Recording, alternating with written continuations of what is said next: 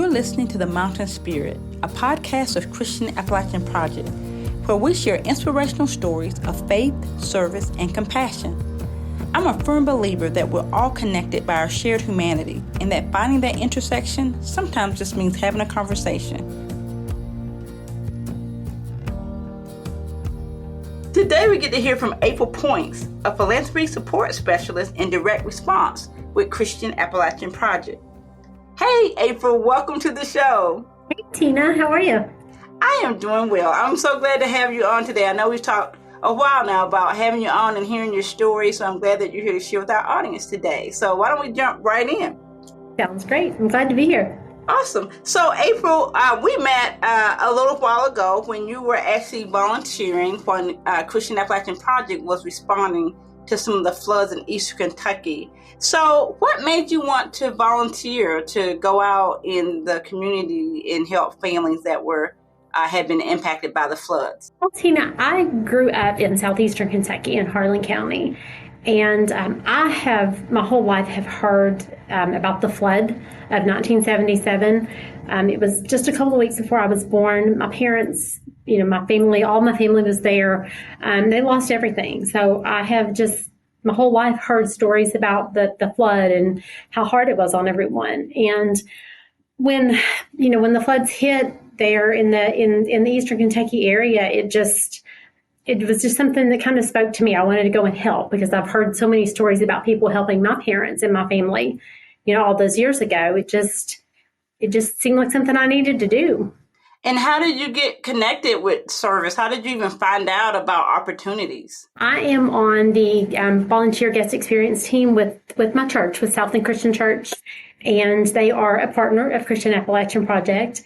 And when those opportunities came up, our guest experience leader mentioned it in our morning huddle that some opportunities were coming up, and I just stayed in touch with him over those opportunities to see what I could do to help. Yeah. So what were you expecting before you got there? And what was it like when you first drove up into the area and saw the devastation? I mean, I don't really know exactly what I was expecting. I feel like I sort of had an idea. I've seen pictures and old newspaper clippings and things from the flood that my parents, that they were in years ago.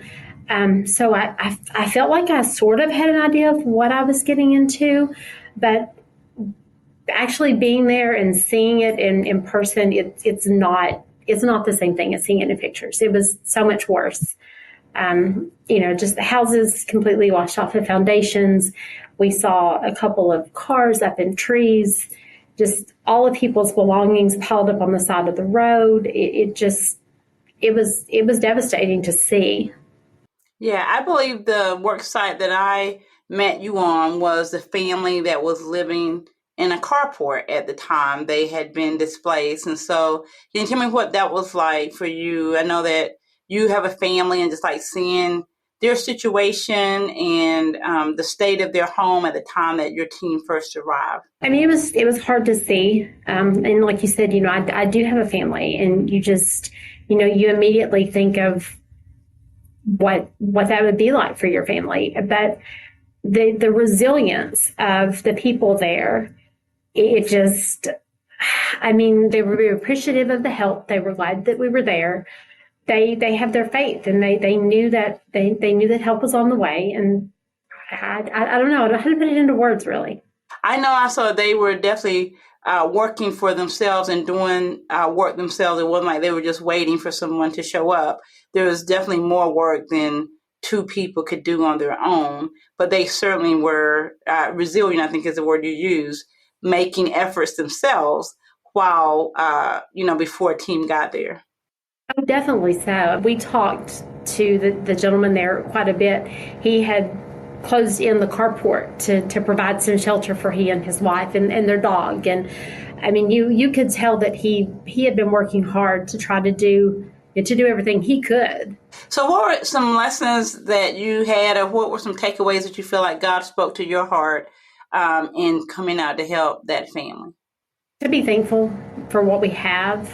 We talk about that a lot around here, being thankful for the sun that comes up and just the little things, when you're working with people, around people that have lost everything like they had or lost so much, it just really brings into perspective what the important things are.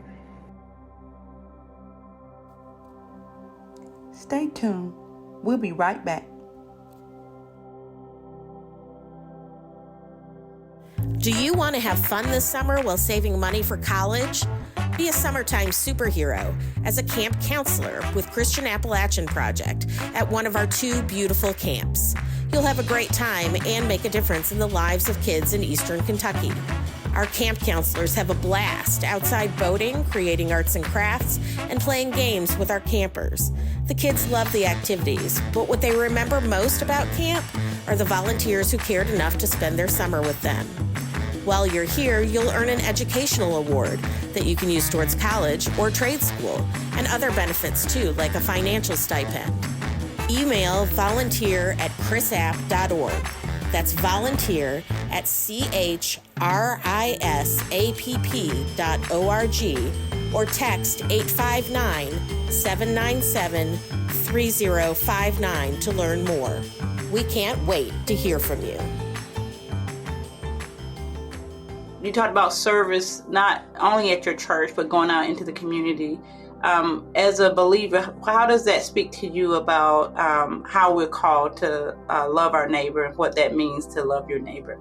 And yeah, I think it means everything.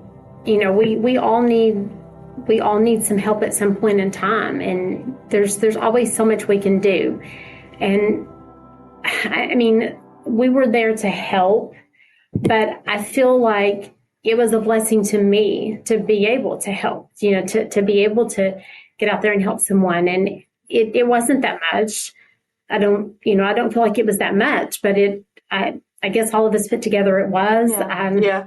I remember then I then came across you again at the CAP building. I'm just like, that lady looks familiar. And here you were again, volunteering. At that time, we had a donation center here at our Lexington office, and here you were. And so tell me again, so you had another opportunity then to come in on a different end of that. So actually, Tina, I came to the Lexington office first. That was prior to my getting to actually go and serve in Martin. That opportunity had came up. I just came here for a couple of hours, and I heard about that through Southland as well, just to help bring those donations as people were dropping things off in the door. And that was when I met you that day, and I had talked a little bit with Alice, and I met Brianna that day. There were several people here at the office that I get to work with every day now that I met that day. And that was sort of, I think at that point, Alice had told me that there would probably be some more opportunities to actually go down there and serve. But it was so early on, you all were still trying to, kind of finalize those details and work those details out. And, I was talking to Alice about actually working for CAP, and she was telling me how much she enjoys working here, and talking to me about all of the things that, that CAP does for the communities and for the participants. I wasn't as happy as I had been at my job, and was kind of thinking about making some changes. Actually talked to you about it that day. Alice and I talked about, if an opportunity came up, she would maybe keep me in mind and just let me know so I could, if I look into the job a little more, if I had any interest in it. And you were coming in from being out that day. You were out maybe even in Eastern Kentucky. And you came back in the building as I was getting ready to leave for the day. And you and I talked, and you actually walked out of the building with me. You stood in the parking lot and held my hands and prayed with me that, that I would find the what I was looking for, the job that I felt comfortable in, the job that I felt that was where I needed to be. And I often tell people, you prayed me into this job. And tell me, I just think that those are such God moments, and God shows up in places where we're not always expecting to see him. Things happen. And so for you, I tell people I stalked CAP. When I had applied for a job, I would drive down Palumbo and just pray, and just believing that if that was an opportunity that God would open that up for me. But I know that there's sometimes we can become discouraged, or we don't see the light, or we don't see how God is answering our prayers. But can you speak to that a little bit more about how he shows up in those God moments? And we just know that he's working and making connections. Yeah, he definitely does. And that definitely was a God moment for me. I mean, there were just so many little things, the volunteering that day and talking with you and Alice. And then I got the opportunity to go down to Martin for a few days with several people there in my group at church. In the weeks that followed, there were several conversations at church about stepping out of your comfort zone. And sometimes that's hard to do. And, that we know as Christians, we know that we have to trust God and we have to trust God's timing. But sometimes that's not an easy thing to do. Sometimes we want God to hurry up on our time, but that's not how it works, obviously. So, it took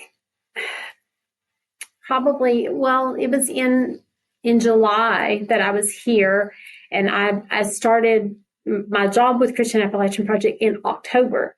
So it took a few months, but during those few months, I kind of stayed in contact with Alice and kind of developed a friendship with her. And again, there were a lot of conversations in those morning huddles at church where we all kind of meet together before church starts to discuss who's doing what, who's at what door, who's, what we can do to make everyone coming into church feel welcome and feel like, get them where they need to be. And there were just so many conversations that I would have the conversation or someone else would have the conversation. And I would think that's what I'm working with right now. That's what I'm dealing with right now. That's what I'm going through right now. And it just, I don't know. It was always there. I felt like from the first time I was here, CAP was always there, and it had never been there before. But it seemed like exactly where I was supposed to be. And it took a minute to get there, but glad that's where I am. So for people who might be at a crossroads right now and that they are maybe praying about a career change or praying about a family situation, what advice would you give them if they feel like maybe it's taking too long or they're not hearing from God? Maybe they feel like God is silent. What advice would you speak to that? You have to be patient, and it's not easy to do. Sometimes I think sometimes God is silent because he's waiting on us to be silent and listen. And it's not always easy, but it's his timing is perfect, even when it takes longer than we think it should. That's always good advice. Remember, I think it's that be still and know that I'm God, that we want to do the knowing, but we don't want to do the being still. No, the being still is the hard part. Yeah, absolutely. So tell me a little bit about what you do for CAP in a broad sense of where your role is in terms of the mission or living out the mission of Christian Appalachian Project. Sure. So I am, as you mentioned, the Philanthropy Support Specialist. I like to joke that that's the fancy way of saying I do a little bit of everything. I create our purchase orders for our direct mail campaigns. So we have this really talented group of people that, get everything together for those mailings, and, a group that they work with for the artwork and just to make sure everything looks as it should. And I just put together the purchase orders for the vendors that are producing those pieces of mail, the envelopes and things that go with them. I work with the post office and with Pitney Bowes. We have accounts with them, both of those companies, for our mailings. So I work directly with them. We have people at both offices that I work with. I work with our accounting department for the reconciliations at the end of the month, some of the invoices and things that we have going out. I really do a little bit of everything. Occasionally I get to work with you all in communications. I get to do things for Phyllis and Guy every now and then. I love it. I get to work with everybody. It's my favorite part of my job. I get to work with everyone in the office. Stay tuned. We'll be right back. Your generosity has a direct and positive impact in the lives of people in need in Appalachia every day. It is the unwavering support of faithful friends like you that make this work possible. Many of our supporters are beginning to plan and envision what kind of legacy they want to leave to support the causes that are near and dear to their hearts. CAP is happy to provide a safe and easy experience for people to create a will and support CAP through non-cash gifts. Through our partnership with Free Will, CAP offers our donors the ability to create a will online and alter it at no charge. Our partnership with Free Will also includes their Smart Giving Suite, which allows donors to give through their IRA, donor advised funds, and stock online, in addition to creating a will for free. In recent years, Appalachia has faced unrelenting challenges, including the pandemic, inflation, and back-to-back natural disasters. You can make a life-changing impact and leave a legacy of hope in Appalachia. To learn more about non-cash giving opportunities, please visit christianapp.org/more ways to give. At Christian Appalachian Project, our mission is building hope, transforming lives, and sharing Christ's love through service in Appalachia. So when you think of that, how do you see yourself living out CAP's mission? With the direct mail campaigns that we do in direct response, that those go out to our donors to help bring in donations to help fund everything that people need. It's kind of a behind the scenes part of it, but it's a very important part of it. And anytime that we have the opportunity to get out of the office and actually go out and serve, whether it's at Grateful Threads or Grateful Breads or elderly services, I always enjoy getting out of the office with the team and actually getting out there and doing the physical work and the volunteering. I love it. I love to get to interact with people. Why is it important to you, even you're an employee, to still find those times with the team to go out and serve in the programs? I think it's a good reminder of what we're doing and why we're doing it and who we're doing it for. It's an opportunity to get out and share God's love, in helping others. I mean, that's what He did. And it's a way that we can continue to share that and experience that. And, we come back from those outings and volunteering and helping and doing things and serving others, feeling better than we did when we left, because, you get to help. That's the whole idea, helping others. Our core values are faith, service, and compassion. So we stress a lot about serving others and serving one another, whether it's in your office or doing frontline work. And so I think it's very interesting that you came to us from a place of service and you get to serve through your job as well. And of course, we know volunteering is a foundational piece of Christian Appalachian Project through our volunteer program and our groups program of seeing people come to serve. And so that is just a really important part. And so when you're been out in the programs and gotten to interact with families, what do you take away from that when you come back to your own family after being out and doing a day of service? A lot of it is a sense of appreciation for what we have and thankfulness that that we're in the place that we are and that we are able to help. And it really puts it all into perspective. I love the idea that we could start out. We talked about, God's timing, that we could start out in one place and God has another place for us to end up. So you came to Christian Appalachian Project to serve, to be a part of your church ministry, to serve. And now here you are, an employee getting to serve in other ways. And that God is always at work and always has a plan. And I know we spend time in the morning in chapel and we all get to spend time in God's word together and spend time praying for one another. Why don't you speak to what that time means? Because we know that not everyone gets to do that in their workplace, but can you speak to what that time means for you? Oh, it means everything. And then you're right. A lot of people don't have that. I've never had that in a workplace before.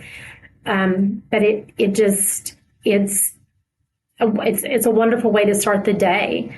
In the room with a group of people that I know and I've came close to, and knowing that we can talk about whatever is troubling us, whatever is bothering us, whatever's worrying us, whatever we need to pray about, whether it's something with our kids or something at home or something with extended family or our next door neighbor or, a participant, we can talk about it all. We can pray about it all.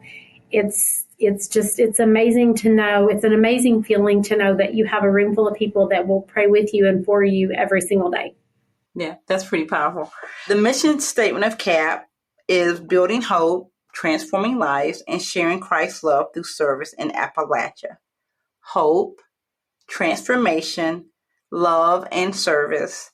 Which one of these words resonates with you the most when you think of Appalachia? Because of the people there, just the heart of the people there. They're just so many good people. And, they never lose hope. They are the resilience and it's inspirational. I mean, I've been gone from there. I've called Lexington home for 28 years now. But, every time I go back to visit family, I can see it. It's there. Our guest today has been April Points. She is a Philanthropy Support Specialist in direct response with Christian Appalachian Project. We hope you've enjoyed the show and check out next week's episode. Tell your friends to check us out too. You can follow the work of Christian Appalachian Project on all social media channels. Find the show online at christianapp.org/podcast or anywhere you get your favorite podcasts. Be sure to subscribe so that you never miss an episode.